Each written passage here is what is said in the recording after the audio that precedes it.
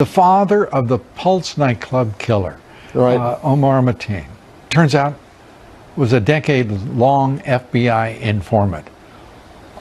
What in the world was going on that they didn't know what he was up to, what his proximate family was up to? Well, and to make matters worse, we obtained through our Judicial Watch FOIA litigation records and documents from the sheriff's office down there where the Pulse nightclub shooting took place that showed in 2013 the FBI was frantically telling the sheriff's office that Mateen was not, and they used capital letters, not a terrorist. So obviously there's this sort of guilty knowledge because of this association with the father, who evidently was a confidential informant reporting on activities both in the community and ties back to Pakistan. There's something else going on. We're showing over your shoulder the pictures 2 months after the shooting at the Pulse nightclub. Mateen's father, about 3 or 4 seats behind Hillary Clinton at a campaign event that year. And one wonders if that was a directed, tasked participation on behalf of the FBI. Who knows? Who knows indeed. Well, if you don't, Chris Farrell, what we've learned is we soon will in nearly every instance. I'll find out. Yeah, that's exactly right.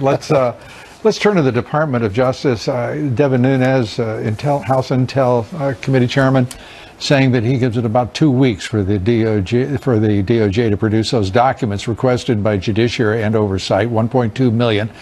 Then we learn that they've gotten a whole 3,000 already.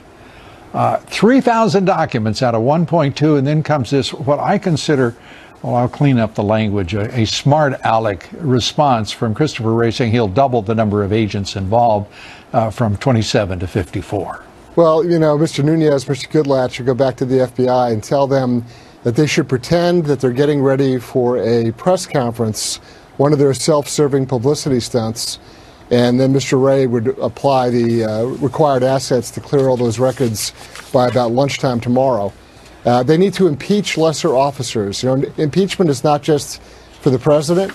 Impeachment is for people who are constitutional officers who are subject to congressional oversight. And if they keep getting told drop dead, whatever the language may be, that's the end result, then they need to impeach these people, because unfortunately they don't have prosecutorial powers, of course. They can't indict them or try them, but they can hold a political trial, and that's called an impeachment. Right. And these constitutional officers need to be held to account that way. All right. Good counsel to the House. Thanks so much, Chris. Good.